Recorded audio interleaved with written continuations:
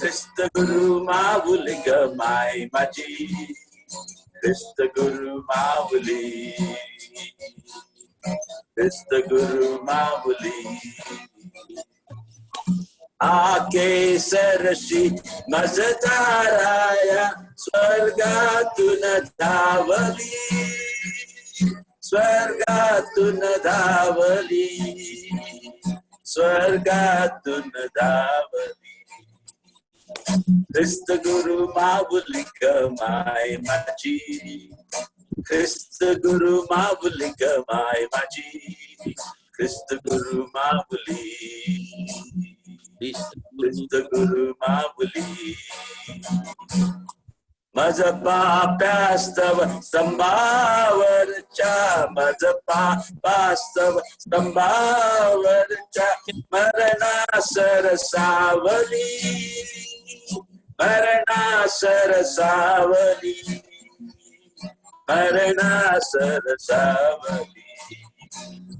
ख्रिस्त गुरु माऊली गमाय माझी, ख्रिस्त गुरु माऊली गमाय माझी, ख्रिस्त गुरु माऊली, ख्रिस्त गुरु माऊली.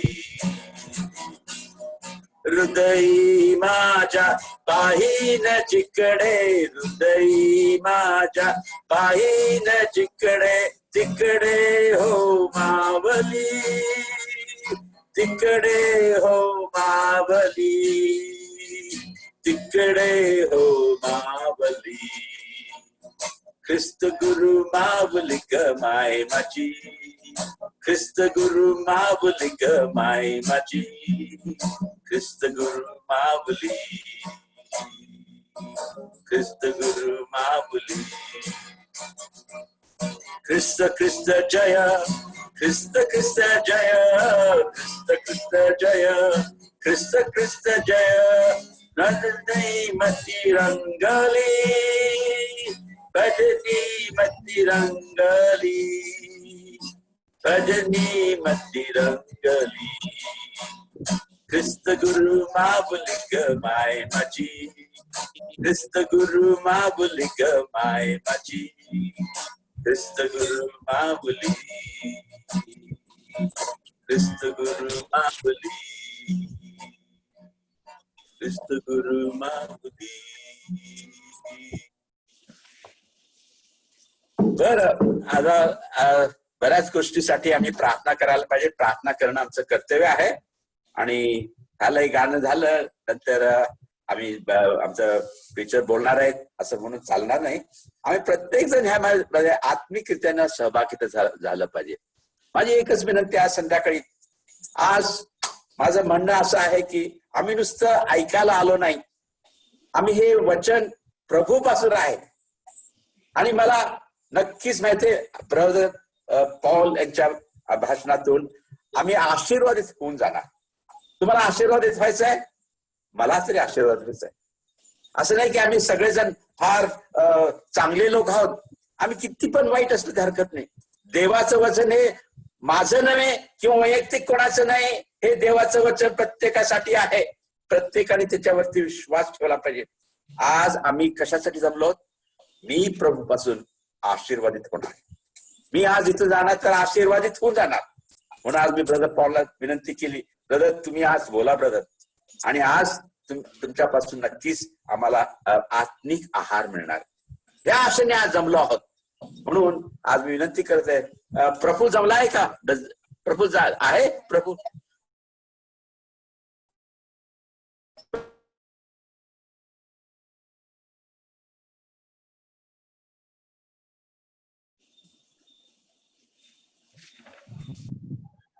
तो आम्ही एक गीत नंबर 166, पहिला आणि शेवटचं कडवं, पहिला आणि शेवटचं कडवं. The church is one foundation, is Jesus Christ the Lord. She is his new creation by water and the word. From heaven he came and sought her to be his holy bride. right. With his own blood he bought, and for a life he died. Mid toil and tribulation and tumult of her war, she bears the consolation of peace forevermore. Till with the longing I shall, and the great church victorious. be the church at rest. On earth and to with God,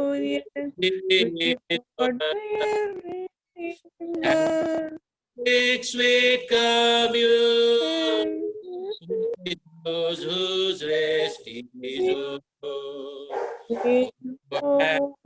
once and holy, Lord, it was pleased that we, like them, the meek and lowly,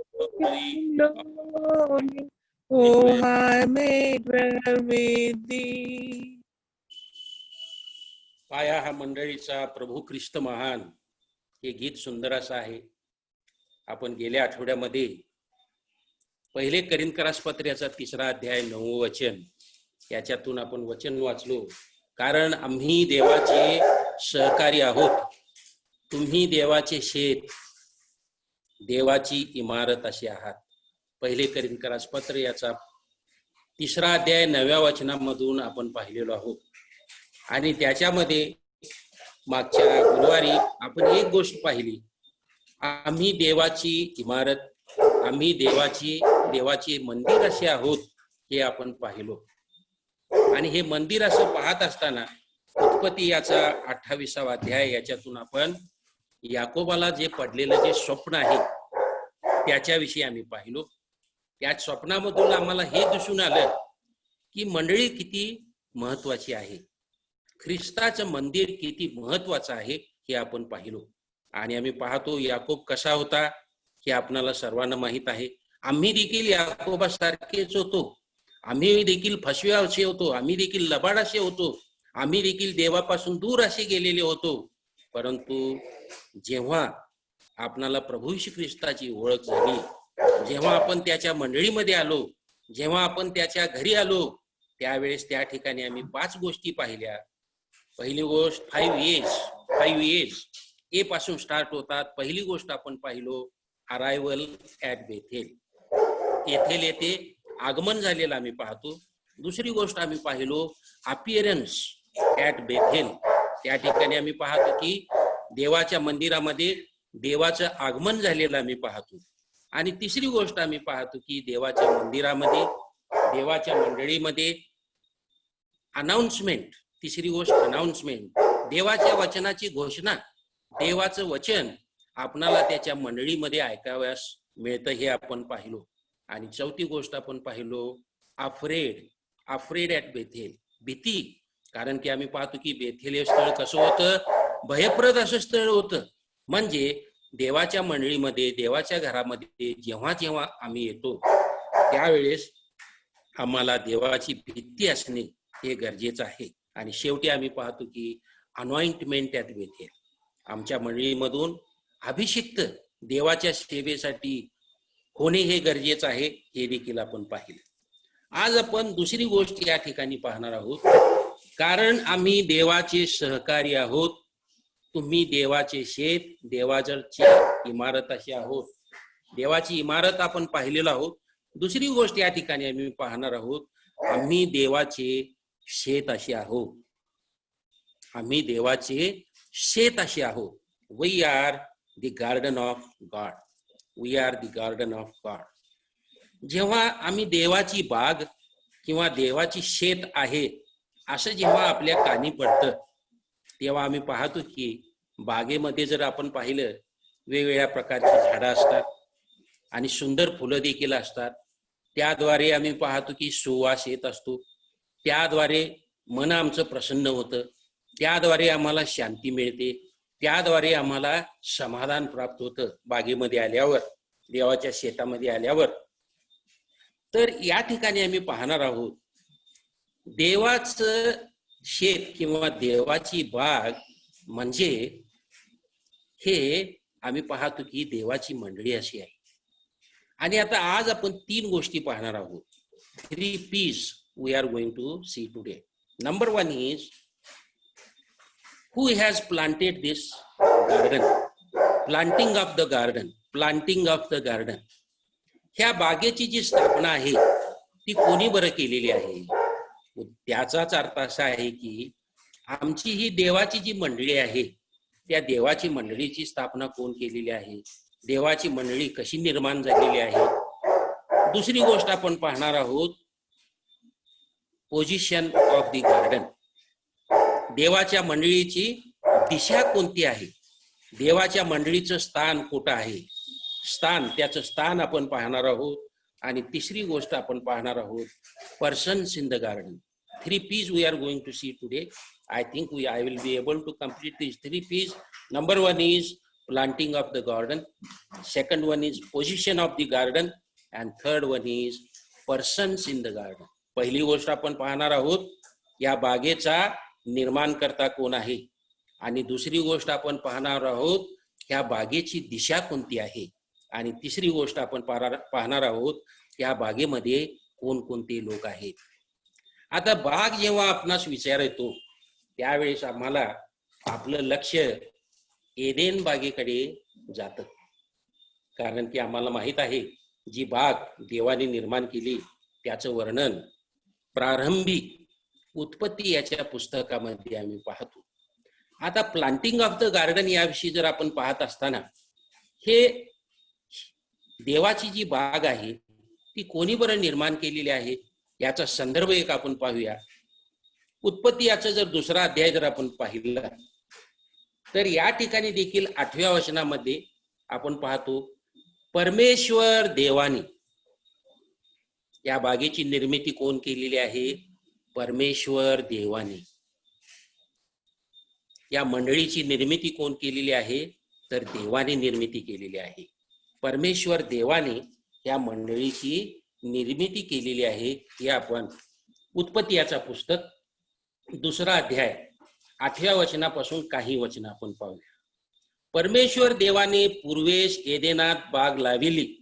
परमेश्वर देवाने पूर्वेस एदेनात बाग लाविली आणि तीत आपण घडविलेल्या मनुष्यास ठेविले. 8वं वचन फार महत्वाचं वचन आहे. परमेश्वर देवाने पूर्वेस एदेनात बाग लाविली आणि ती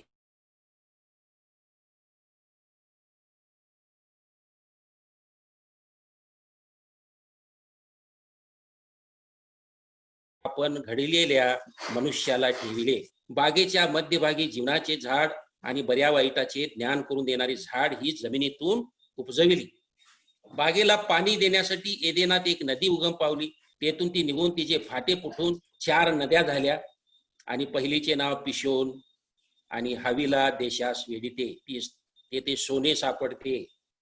पुढची आपण वचनं काही वाचणार नाही, परंतु या ठिकाणी सांगण्याचा उद्देश काय आहे, ही जी बाग आहे, हे जे शेत आहे, हे जे देवाचं मंदिर आहे, हे देवाची जी मंडळी आहे ती कोणी बरं निर्माण केलेली आहे तर या ठिकाणी आम्ही पाहतो की खुद्द परमेश्वर या मंडळीचा निर्माण करता आहे. परमेश्वर स्वतः त्यांनी निर्माण केलेला आहे. आपण याचा जर आपण संदर्भ पाहिला, ही मंडळीची निर्मिती आहे. ह्या मंडळीची निर्मिती कधी बरं झालेली आहे? या मंडळीची निर्मिती जर आपण पाहिली तर प्रेषितांची कृत्ये याचा 20वा अध्याय, प्रेषितांची कृत्ये याचा 20वा अध्याय जर आपण काढलो तर त्या ठिकाणी असं लिहिलेलं आहे, 20वा अध्याय आणि 28वं वचन पहा. तुम्ही स्वतःकडे व ज्या कळपात पवित्र आत्म्याने तुम्हास अध्यक्ष करून ठेविले त्या सर्वांकडे लक्ष द्या. ह्यासाठी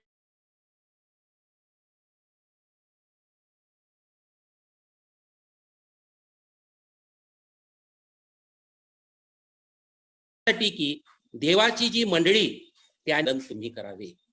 या ठिकाणी आम्ही पाहतो की देवाची मंडळी कशी निर्माण झालेली आहे. देवाची मंडळीचा निर्माण करता खुद्द परमेश्वर आहे, खुद्द देव आहे, हे आपण पाहतो. परंतु या ठिकाणी असं म्हटलेलं आहे, ही जी देवाची मंडळी आहे त्याने आपल्या रक्ताने स्वतः करता मिळवली, तिचे पालन तुम्ही करावे. देवाची मंडळी खुद्द प्रभू येशू ख्रिस्त त्याने आपले रक्त सांडून ही निर्माण केलेली मंडळी, ही आपण प्रेषितांची कृत्ये यामध्ये पाहतो. मग आपणाला हे माहित आहे की प्रेषितांची कृत्ये याचा 2रा अध्याय याच्यामध्ये जर आपण पाहिलो तर त्या ठिकाणी प्राचीन काळची मंडळी आपण पाहतो. परंतु त्याच्या आधी जर योहान कृष्णवर्तमान याचा जर 19वा अध्याय जर पाहिला, योहान कृष्णवर्तमान याचा 19वा अध्याय, त्याच्या आधी देखील देवाच्या मंडळीची स्थापनेचं चित्र आपणाला दिसतं. ते कसं बरं? तर योहान कृष्णवर्तमान याचा 19वा अध्याय 34वा वचन पहा. या ठिकाणी प्रभू येशू ख्रिस्त क्रूस खांबावर आहे आणि येशूच्या कुशीत भाला भोसकलेला आम्ही पाहतो. 33 आणि 34 पहा. परंतु येशू जवळ आल्यावर तो मरून गेला आहे असे पाहून त्यांनी त्याचे पाय मोडले नाहीत. तरी शिपायातील एकाने आपल्या कुशीत भाला भोसकला आणि लागलेच रक्त व पाणी बाहेर निघाले. रक्त व पाणी बाहेर निघाले. म्हणजे जेव्हा प्रभू येशू ख्रिस्त क्रूस खांबावर मरण पावला आणि त्यावेळेस त्या एका शिपायाने त्याच्या कुशीमध्ये जेव्हा भाला भोसकला, त्यावेळेस आम्ही पाहतो की प्रभू येशू ख्रिस्ताचं लागलेच रक्त पाणी बाहेर आलेलं आम्ही पाहतो. आणि ही मंडळीची जी स्थापना जी आहे, ह्या वेळेसच देवाचा उद्देश आपणाला या ठिकाणी पाहावयास मिळतो.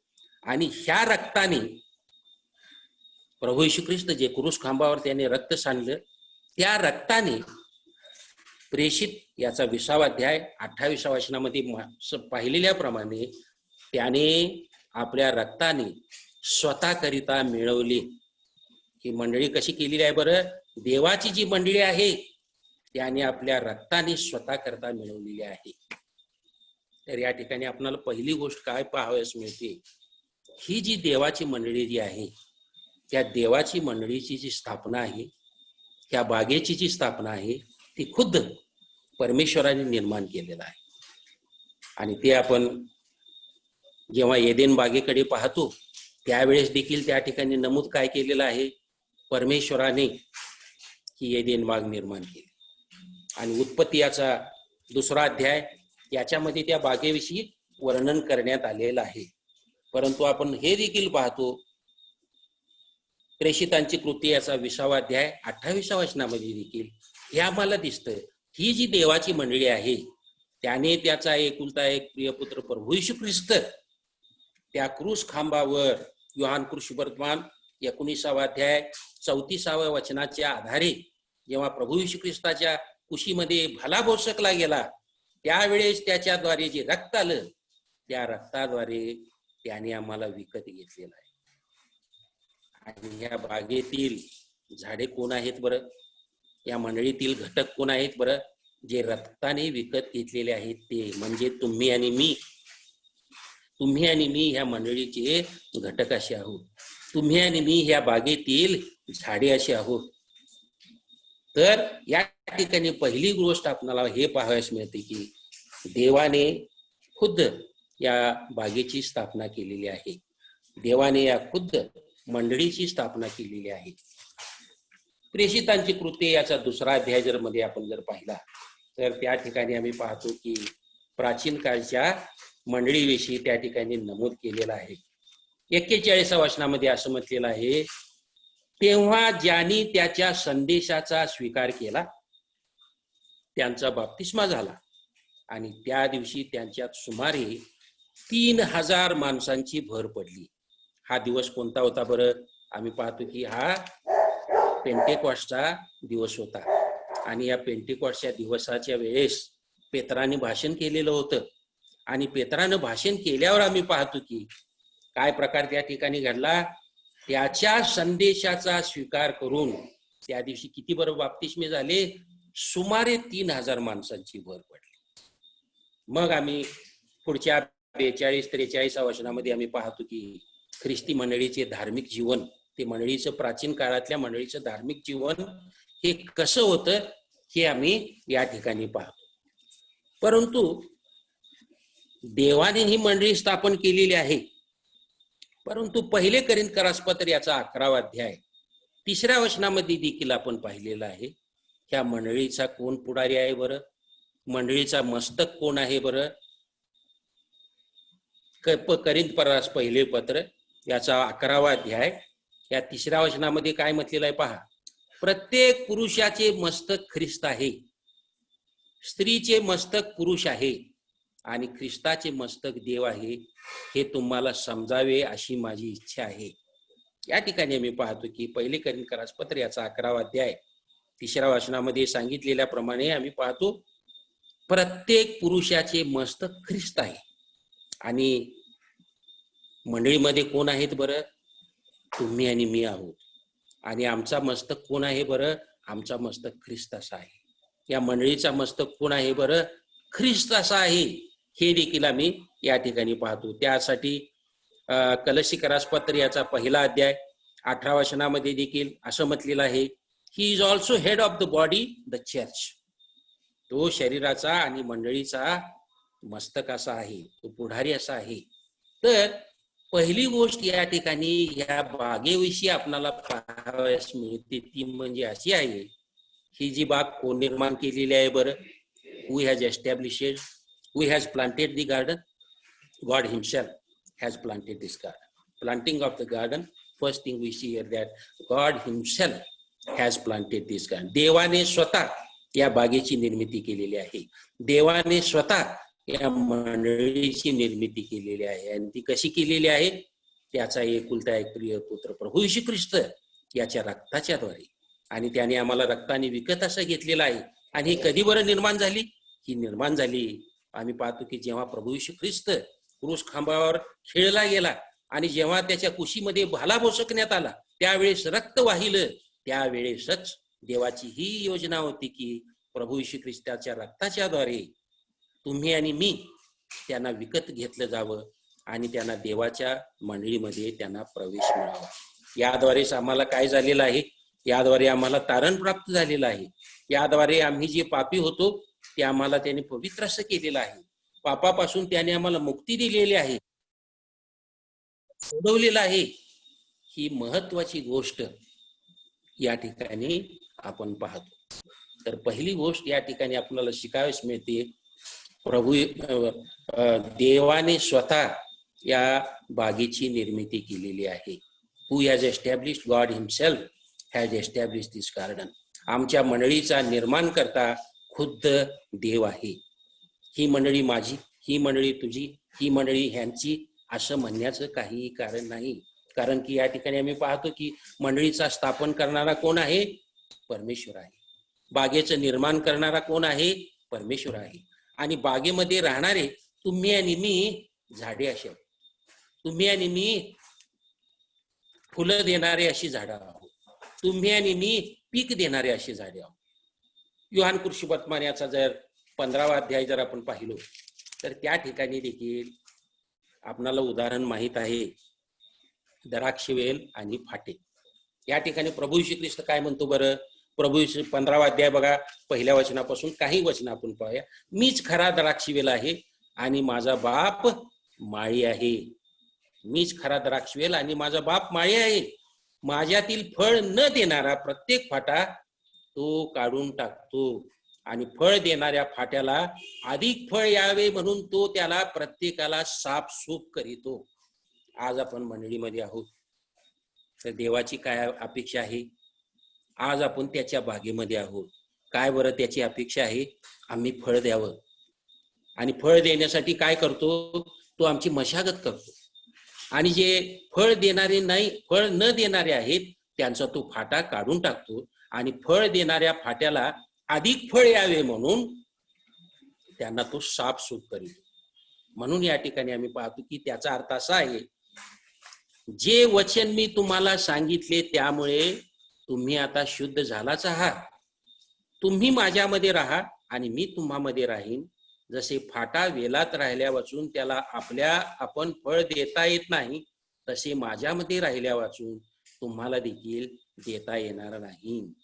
म्हणून आम्ही त्याच्या सानिध्यामध्ये राहणं हे गरजेचं आहे.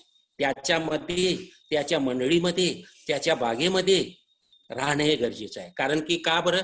कारण की त्या ठिकाणी पुरवठा आहे. त्या ठिकाणी पुरवठा आहे. तो पुरवठा कसा बरं आम्हाला देतो? तो पुरवठा मंडळीतून आम्हाला वचन ऐकण्याद्वारे, देवाच्या सेवकाकडून त्याचा वचनाचा आमच्याकडे घोषणा होती. त्याचं वचन आम्हाला मिळतं आणि त्या वचनाने आम्ही काय होतो? मंडळीमध्ये फळ देणारे असे. आणि ह्याद्वारे आम्ही पाहतो की अनेक आत्मिक आम्हाला प्रभूकडे आणता येतील. कोणी म्हणजे माझ्यामध्ये राहिला नाही तर त्याला फाट्याप्रमाणे बाहेर टाकतात व तो वाळून जातो. आणि तसले फाटे गोळा करून अग्नीत टाकतात व ते जळून जातात. तुम्ही माझ्यामध्ये राहिला व माझी वचने तुम्हामध्ये राहिली तर जे काही तुम्ही पाहिजे असे ते मागा. जे तुम्हाला पाहिजे असेल ते मागा, म्हणजे ते तुम्हाला प्राप्त होईल. बंधू आणि भगिनींनो, या ठिकाणी विशेष करून देवाचं जी बाग आहे, देवाचं जे शेत आहे, देवाची जी मंडळी आहे, त्याचं आपण गांभीर्य ओळखून घेऊया. कारण की आम्ही पाहतो की या मंडळीमध्ये संत जनांचं वास्तव्य आहे. त्यांचं सानिध्य तुम्हाला आणि मला लाभणं हे फार अगत्याचं आहे. हे आपण या ठिकाणी पाहतो. आणि पुढे याचा आशीर्वाद कसा आहे बरं? याचा आशीर्वाद असा आहे, जर आम्ही त्याच्यामध्ये राहू व जी वचन मंडळीमध्ये आपण ऐकलेलं आहोत, ज्या बागेमधून आपणाला जो पुरवठा मिळतो तो जर आपण घेत आहोत, तर या ठिकाणी म्हटलेलं आहे, जे काही तुम्हाला पाहिजे ते मागा म्हणजे तुम्हाला मिळेल. बंधू भगिनींनो, पुष्कळ वेळा असा आपण विचार करतो, आपण एखाद्या गोष्टीसाठी प्रार्थना करत आहोत परंतु प्रार्थनेचं उत्तर आम्हाला अजून मिळत नाही हो. बंधू भगिनींनो, या ठिकाणी स्पष्ट असं लिहिलेलं आहे, देवाच्या बागेमध्ये, देवाच्या शेतामध्ये, देवाच्या मंडळीमध्ये असणे हे फार गरजेचं आहे. हे आपणाला या ठिकाणी दिसून येतं. कारण की त्या ठिकाणी आपणाला वचनाचा पुरवठा आहे. आणि जो पुरवठा त्याला आहे, तो पुरवठा झाल्यावर काय करतो बरं? आम्ही त्याच्यामध्ये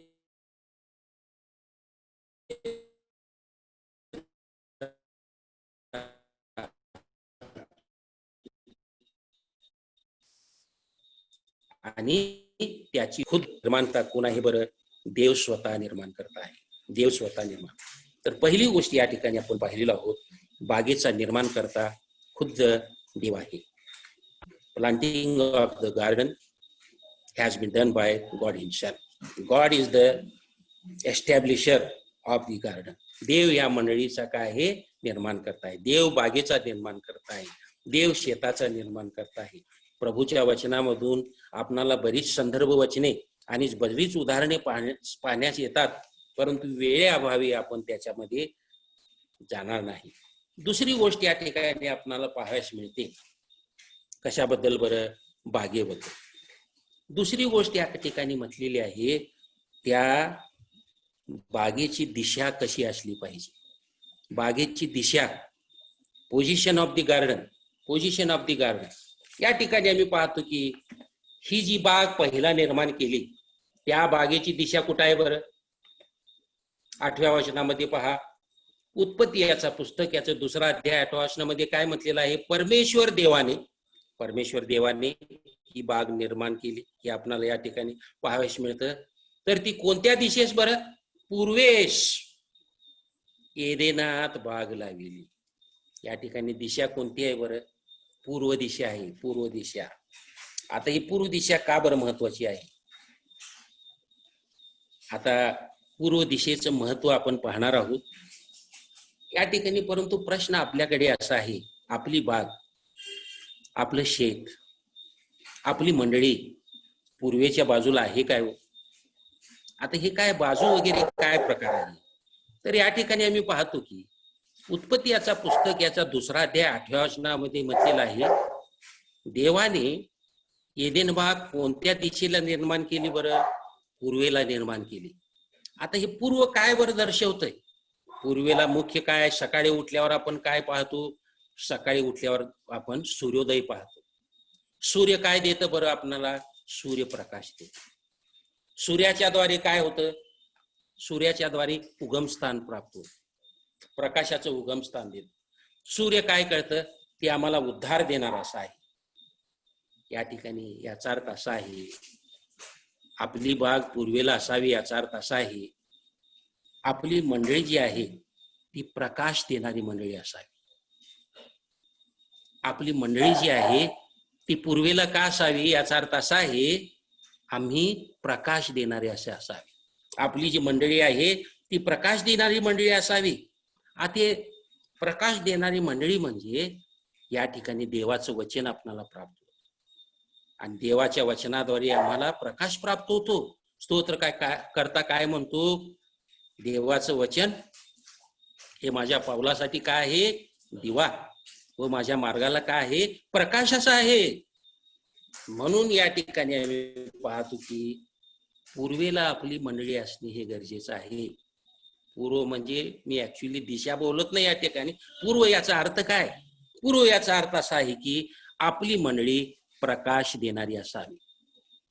या ठिकाणी आम्ही पाहतो की देवाच्या वचनातून आपणाला उगम मिळतो, देवाच्या वचनातून आम्हाला उद्धार मिळतो, देवाच्या वचनातून आम्हाला उत्तेजन प्राप्त होतं, देवाच्या वचनातून आम्हाला सामर्थ्य प्राप्त होतं, देवाच्या वचनातून आम्हाला शांती मिळते.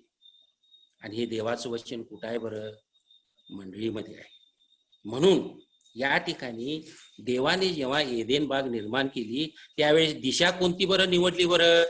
पूर्व दिशा निवडली. पूर्व दिशा काय दर्शवतं? सूर्योदय दर्शवतं. आपली मंडळी पश्चिमेला नसावी. याचा अर्थ काय बरं?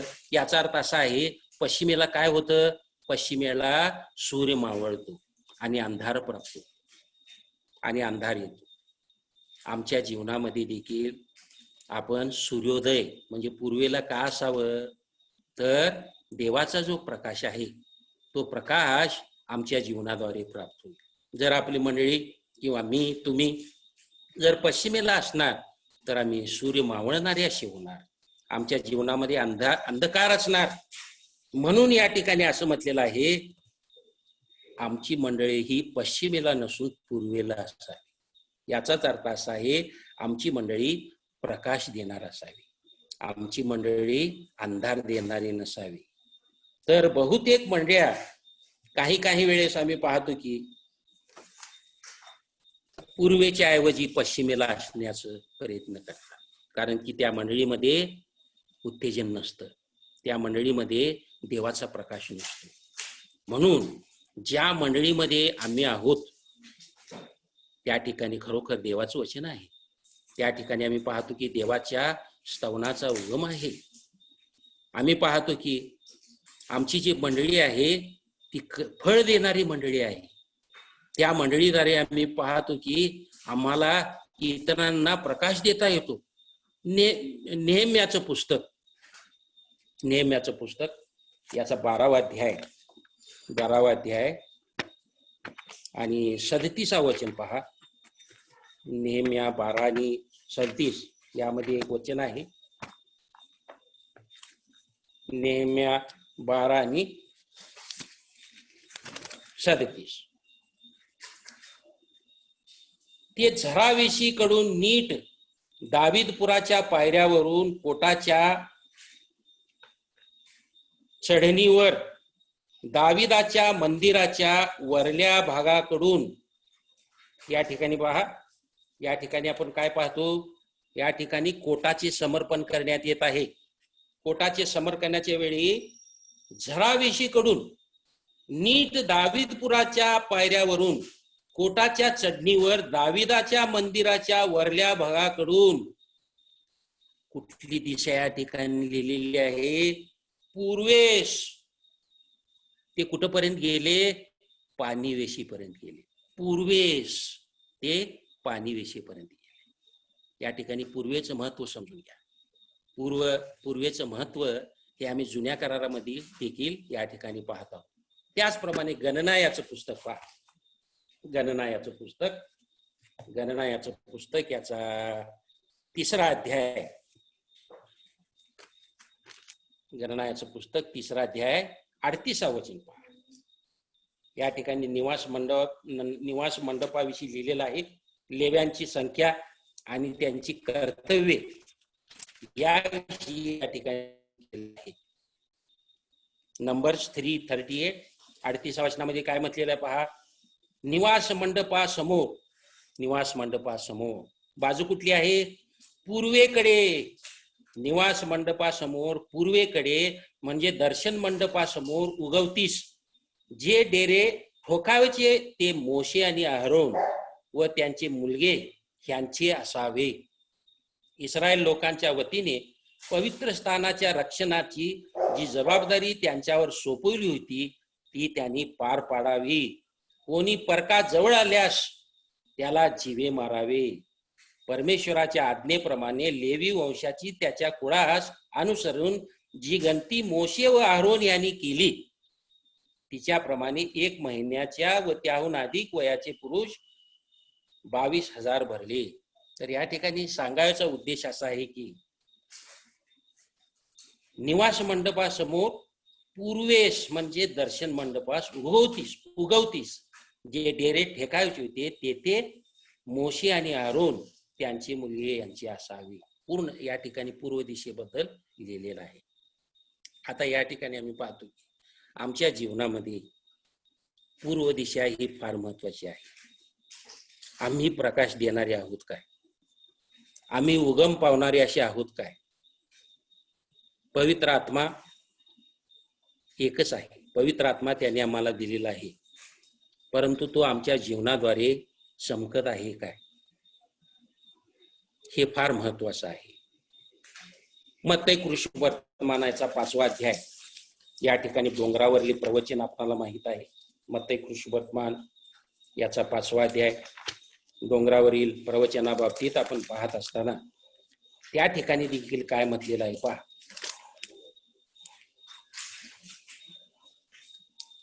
5वा अध्याय 14 वचन. तुम्ही जगाचा प्रकाश आहात. तुम्ही जगाचा प्रकाश आहात. डोंगरावर वसलेले नगर लपू शकत नाही. दिवा लावून मापाखाली ठेवीत नसतात. दिवटणीवर ठेवतात म्हणजे तो घरातल्या सर्वांना प्रकाश देतो. त्याप्रमाणे तुमचा प्रकाश लोकांसमोर असा पडू द्या की त्यांनी तुमचे सत्कर्मे पाहून तुमच्या स्वर्गातील पित्याचे गौरव करावे. किती सुंदर वचन आहे पहा. देवाने आम्हाला काय दिलेले आहे? पूर्व दिशा दिलेली आहे. हो, आम्ही कोणत्या मंडळीमध्ये आहोत बरं? कोणत्या दिशेच्या मंडळीमध्ये आहोत? पूर्व दिशा असलेल्या मंडळीमध्ये. पूर्व दिशा हे काय दर्शवतं?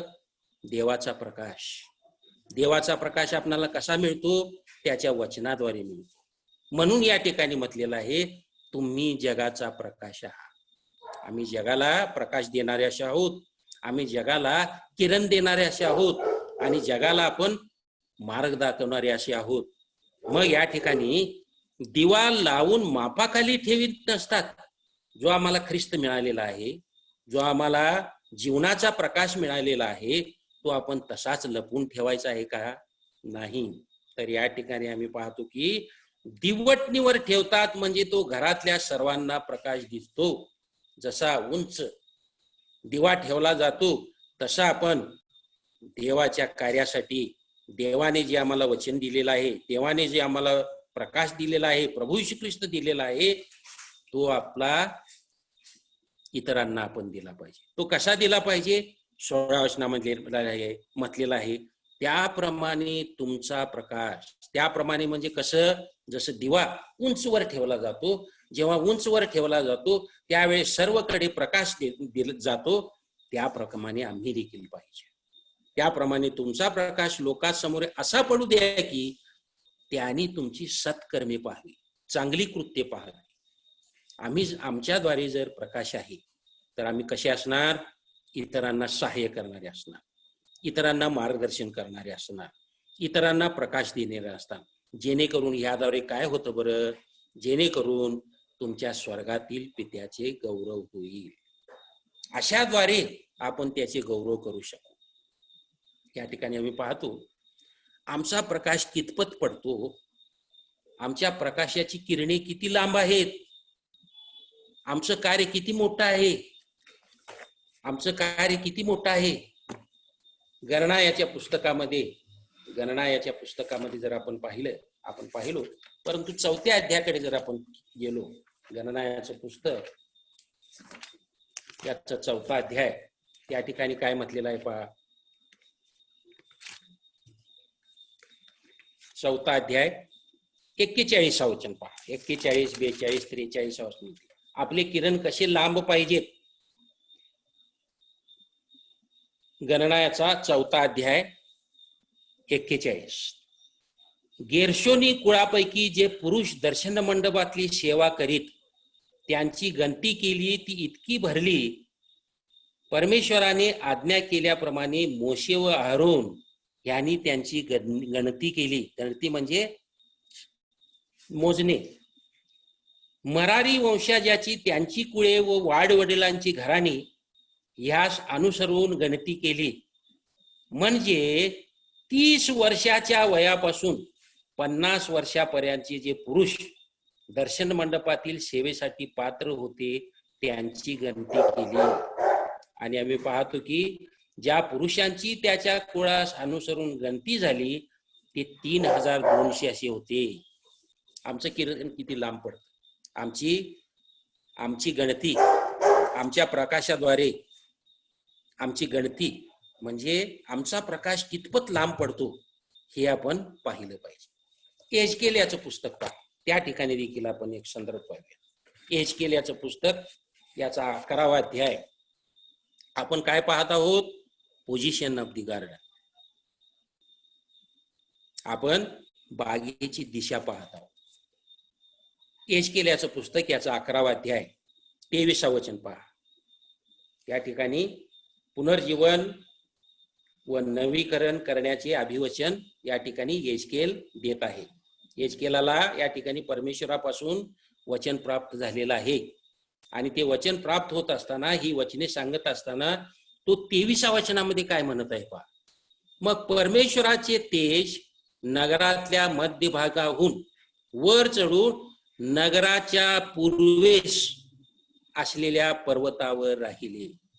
या ठिकाणी काय लिहिलेलं आहे, परमेश्वराचे तेज नगराच्या मध्यभागाहून वर चढून नगराच्या पूर्वेस असलेल्या पर्वतावर राहील. पुन्हा या ठिकाणी पूर्व दिशेविषयी लिहिलेलं आहे. पुन्हा या ठिकाणी पूर्व दिशेविषयी महत्व लिहिलेलं आहे. तेज कुठं बरं दिसलं त्यांना, पूर्वेस, नगराच्या पूर्वेस. म्हणून आमच्या जीवनामध्ये पूर्व दिशा ही फार महत्वाची आहे. कारण पूर्व दिशेद्वारे देवाचा प्रकाश आम्हाला मिळतो. आम्ही देवाचा प्रकाश इतरांना देणारे होऊ. आणि एक वचन आपणाला नवीन करारामधून आपण वाचूया. आपणाला सर्वांना परिचित आहे. मत्तई कृषुवर्तमान याचा 2रा अध्याय. जेव्हा प्रभू येशू ख्रिस्ताचा जन्म झाला त्यावेळेस आम्ही पाहते की ज्ञानी लोक येशू बाळाच्या दर्शनास येतात. ज्ञानी लोक येशू बाळाच्या दर्शनास येतात. 2रा अध्याय 1 वचन. फक्त हेरोद राजाच्या काळात यहुदियातील बेथलेहेमात येशूच्या जन्मानंतर पहा पूर्वेकडून मागी लोक यरुशलेमेस येऊन विचारपूस करू लागले. कुठून आले बरं ते? पूर्वेकडून. पुन्हा या ठिकाणी दिशेविषयी लिहिलेले आहे. आम्ही पाहतो की याचा अर्थ असा आहे, जी मंडळी पूर्वेकडून आहे या ठिकाणी आम्ही पाहतो की पूर्वेकडून कुठले लोक आले? मागे लोक आले. याचा अर्थ जी मंडळी पूर्वेला आहे तिथे ज्ञानी लोकांचा उगम होतो. कारण की त्या ठिकाणी देवाचं वचन आहे, देवाचं सानिध्य आहे. बंधू भगिनींनो, आम्ही देखील देवाच्या मंडळीचे एक घटक असे आहोत. कुटुंबीय नात्याने असू द्या, वैयक्तिक या नात्याने असू द्या, आपल्या कुटुंबातून आम्ही ज्ञानी लोकांना तयार करत आहोत काय? देवाच्या वचनातून देवाच्या राज्याच्या वाढीसाठी आपण ज्ञानी लोकांना तयार करत आहोत काय? म्हणून या ठिकाणी पूर्व बाजू किती महत्वाची आहे हे या ठिकाणी आम्ही पाहतो. हे ज्ञानी लोक कुठून आले बरं? पूर्वेकडून मागी लोक आले. आणि जी मंडळी पूर्वेला आहे ते ज्ञानी लोकांचा उगम होतो. आणि आपल्या कुटुंबातून देखील, आपल्या मंडळीतून देखील देवाच्या वचनातून ज्ञानी लोक तयार झाले पाहिजे. याचाच अर्थ देवाच्या समागमामध्ये असल्याशिवाय, देवाच्या वचनामध्ये अहोरात्र मनन केल्याशिवाय हे काय होणार आहे? काय नाही. त्यासाठी आपल्याकडे जबाबदारी काय आहे? ज्यांना देवाचं वचन माहीत आहे त्यांनी इतरांना सांगितलं पाहिजे. ही आमची जबाबदारी आहे. आमच्या मंडळीतून देवाच्या वचनाविषयी ज्ञानी लोक निर्माण करणे, देवाचं प्रकाश इतरांना दाखवण्यासाठी, तो दिवा उंचवर चमकण्यासाठी त्यांना तयार करणे हे आमचं कर्तव्य आहे. म्हणून या ठिकाणी आम्ही पाहतो ही बागेची दिशा आहे कुठं बंधू भगिनीनो? बागेची दिशा पूर्वेला आहे. मंडळीची दिशा आमची पूर्वेला आहे. पूर्व काय दर्शवते आम्ही पाहतो. पूर्वेपासून जेव्हा प्रभू श्री ख्रिस्त आला त्यावेळेस बाळासाठी भेटायला मागे लोक पूर्वेकडून आले. शेवटची गोष्ट आपण पाहणार आहोत. Third P, persons in the garden. ह्या बागेमध्ये कोण कोण आहे बरं? पुन्हा आपण उत्पत्ती याचा 2रा अध्यायाकडे जर आपण वळलो तर 8व्या वचनामध्ये काय लिहिलेलं आहे पहा. 8व्या वचनामध्ये परमेश्वर देवाने बाग निर्माण केली. कोणत्या दिशेस निर्माण केली ते त्याच वचनामध्ये आम्ही पाहतो. पूर्वेस निर्माण केली आहे. आता त्या बागेमध्ये कोण आहे बरं? असं म्हटलेलं आहे, पूर्वेस येतीनाथ बाग लावली आणि तीत म्हणजे त्यामध्ये तीत आपण घडिलेल्या मनुष्याला ठेविले. आपण घडिलेल्या मनुष्यास ठेविले. कुणाला बरं ठेवलं? मनुष्यास त्या ठिकाणी ठेवलं. मंडळीमध्ये कुणाला ठेवलेलं आहे? मनुष्यास ठेवलेला आहे. 15 वचन पहा. 15 वचनामध्ये देखील काय म्हटलेलं आहे? उत्पत्ती 2:15, परमेश्वर देवाने मनुष्यास एदेन बागेत नेऊन तिची मशागत व राखण करण्यास ठेविले. एदेन बागेमध्ये कशासाठी ठेवलं? तिची मशागत व राखण करण्यासाठी ठेवले. पुढे 22 वचन पहा. त्याला एकट्याला पाहतो. परमेश्वर देवाने आदामाची फासळी काढून तिची स्त्री बनवली आणि तिला आदामाकडे नेले. त्या ठिकाणी आदामाकडे नेले. याचाच अर्थ असा आहे की या एदेन बागेमध्ये स्त्री आणि पुरुष यांना परमेश्वराने ठेवलेलं आम्ही पाहतो. स्त्री आणि पुरुष, मेन अँड वुमेन. कोण बरं आहे त्या ठिकाणी? कोण बरं व्यक्ती आहे त्या बागेमध्ये? पुरुष आणि स्त्री. आज आपल्या मंडळीमध्ये देखील आम्ही पाहतो की आम्ही आहोत, आम्ही पुरुष, ब्रदर्स अँड सिस्टर्स, पुरुष आणि स्त्री आम्ही मंडळीमध्ये आहोत. या ठिकाणी आम्ही पाहतो की आमच्या या बागेमध्ये, आमच्या या मंडळीमध्ये पुरुष आणि स्त्री आहेत. परंतु आम्ही पाहतो की काही काही ठिकाणी बागेमध्ये प्राणी देखील असतात. याचा अर्थ काय आहे? मंडळीमध्ये देखील प्राणी आहेत काय हो? प्राण्यांची जर लक्षणं पाहिलं तर काही प्राणी ओरडणारे असतात, काही प्राण्यांना समजत नाही, काही प्राण्यांना दिशा समजत नाही, काही प्राणी उगाचच ओरडतात, हू म्हणून ओरडतात, हू म्हणून आवाज करतात, हू म्हणून भांडतात. तर आमच्या मंडळीमध्ये कोण बरं असावं? तर आमच्या मंडळीमध्ये फक्त पुरुष आणि स्त्री असावे. आमच्यामध्ये पुरुष आणि स्त्री सोडून प्राणी नसावेत. याचाच अर्थ असा आहे की आमच्या मंडळीमध्ये ज्यांचं तारण झालेलं आहे, ज्यांना जिवंत देवाची ओळख आहे, जे देवाच्या सानिध्यामध्ये आहे, ज्यांचा पुनर्जन्म झालेला आहे, ज्यांचा नवीन जन्म झालेला आहे, ते असावेत. प्राणी नको.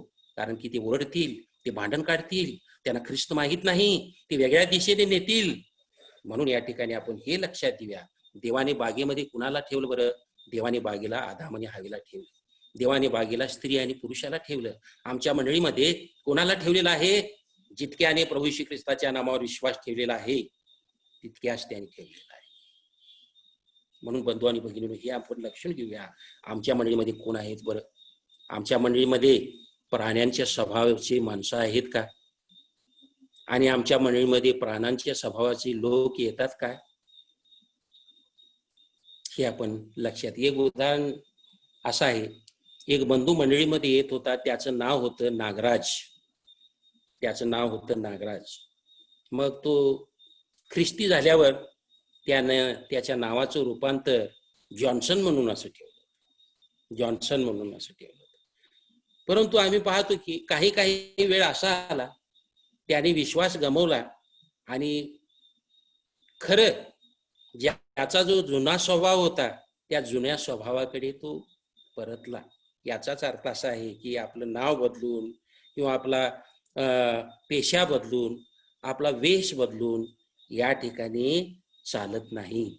तर या ठिकाणी आम्ही पाहतो की जितक्यानी प्रभू येशू ख्रिस्ताच्या नामावर विश्वास ठेवलेला आहे, या ठिकाणी काय म्हटलेलं आहे, देवाने कोणत्या बरं माणसाला ठेवलेले, या ठिकाणी ते आपण घडिलेल्या मनुष्याला.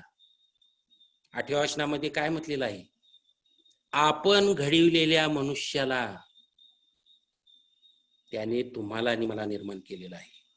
जितक्यानी प्रभू येशू ख्रिस्ताच्या नामावर विश्वास ठेवलेला आहे त्यांना त्यांनी देवाची मुलं होण्याचा अधिकार दिलेला आहे.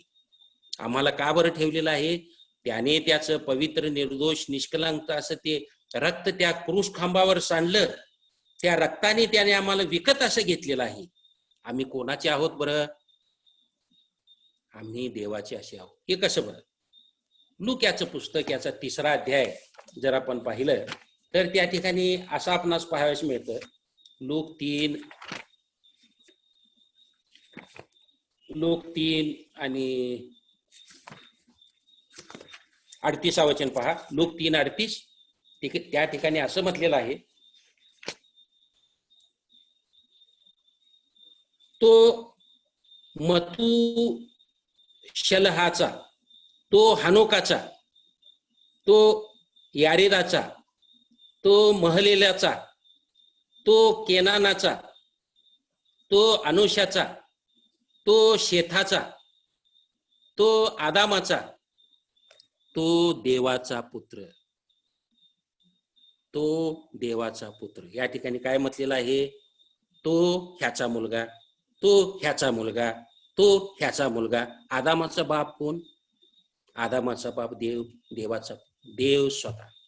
तसंच या ठिकाणी आम्ही देखील देवाचे पुत्र असे आहोत.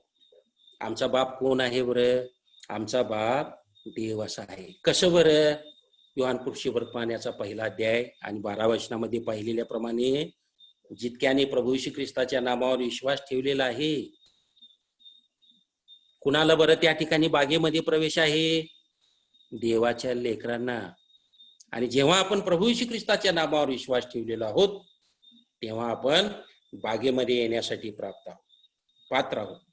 आणि या ठिकाणी आम्ही पाहतो की जसा आदाम हा देवाचा पुत्र, तसा आम्ही देखील जेव्हा आपण प्रभू येशू ख्रिस्ताच्या नामावर विश्वास ठेवलो तेव्हा आम्ही देवाची लेकराशी झालेलो आहोत. आणि आम्हाला या ठिकाणी मंडळीमध्ये आणलेलं आहे.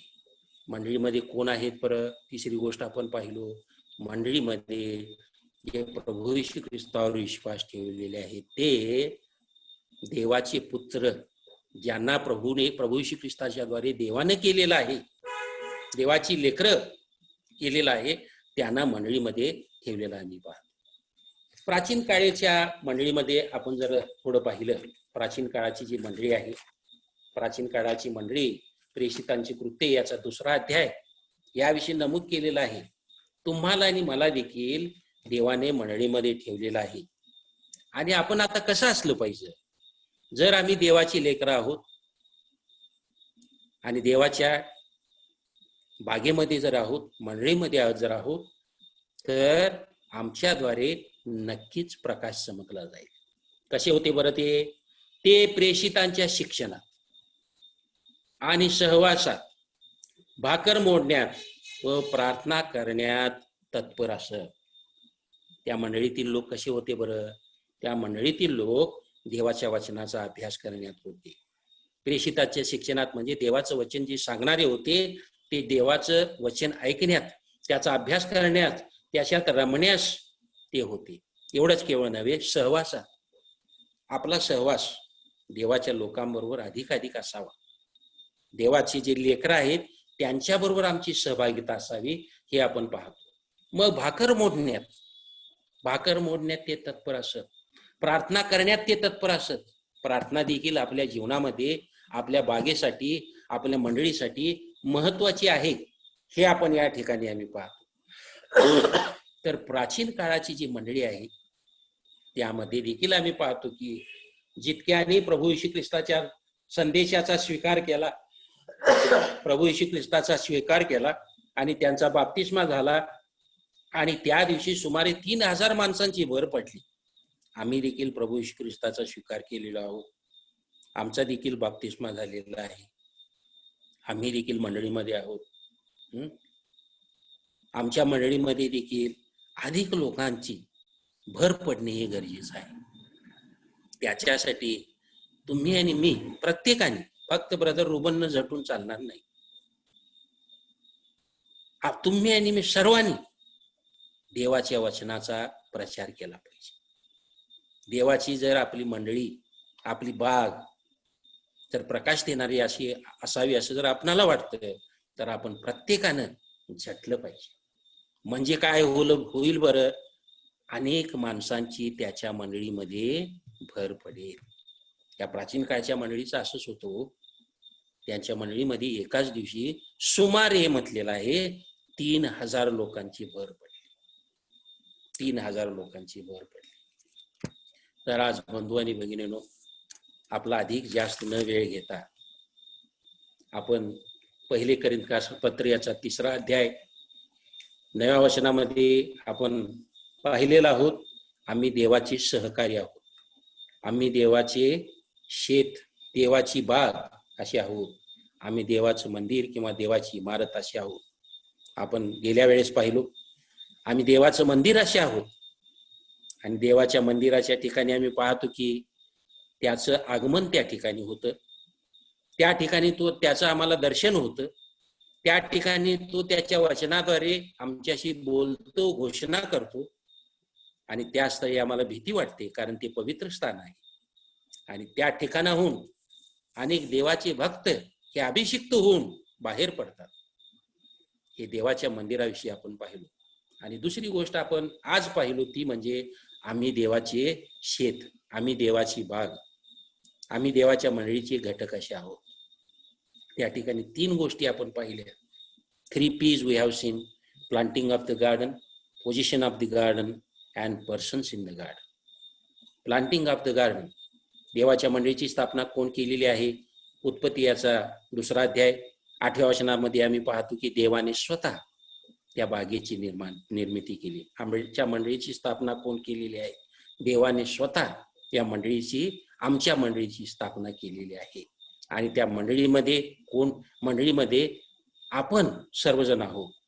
जशी प्राचीन काळातील मंडळी वाढली तशी आमची देखील मंडळी वाढावी अशी या ठिकाणी अपेक्षा आहे. पहिली गोष्ट आपण या ठिकाणी शिकलो, देवाने स्वतः मंडळीची स्थापना केलेली आहे, देवाने स्वतः बागेची स्थापना केलेली आहे, देवाने स्वतः शेताची निर्मिती केलेली आहे. आणि तुम्ही आणि मी त्या बागेतील एक झाड असल्या कारणाने आमच्या जीवनाद्वारे सुंदर फळ, सुंदर फुले, सुंदर सुवास आपल्या जीवनाद्वारे इतरांना दिसावा म्हणून या ठिकाणी आपण मंडळीमध्ये आहोत. ऑफ दी गार्डन काय बरं या ठिकाणी आपण पाहिलो, आपल्या बागेचं स्थान कोणत्या बाजूला असलं पाहिजे?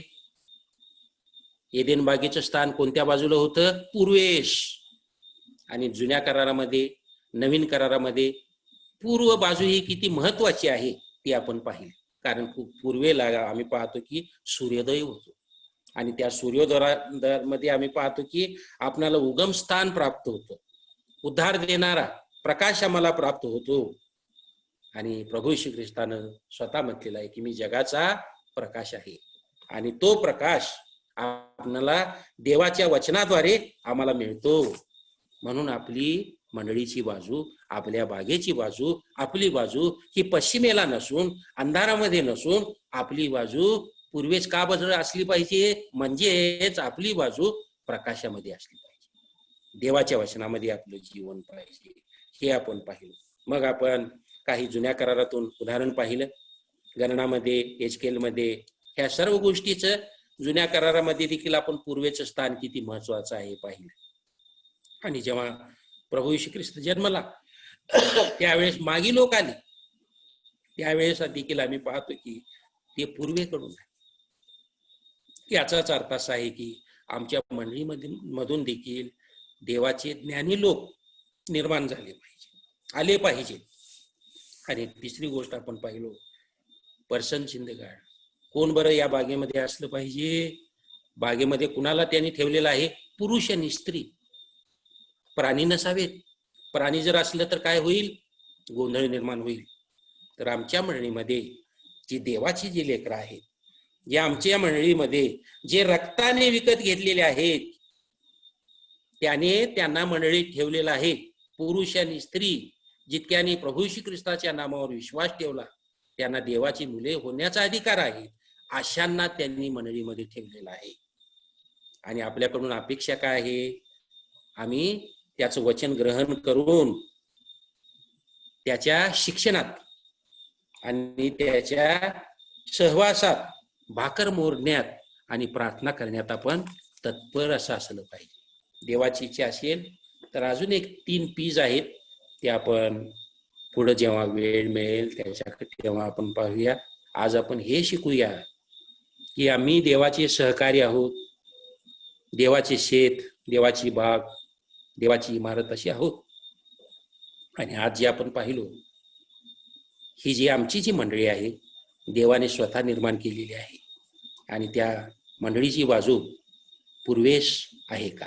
म्हणजे याचाच अर्थ असा आहे की आम्ही प्रकाश देणारे आहोत काय?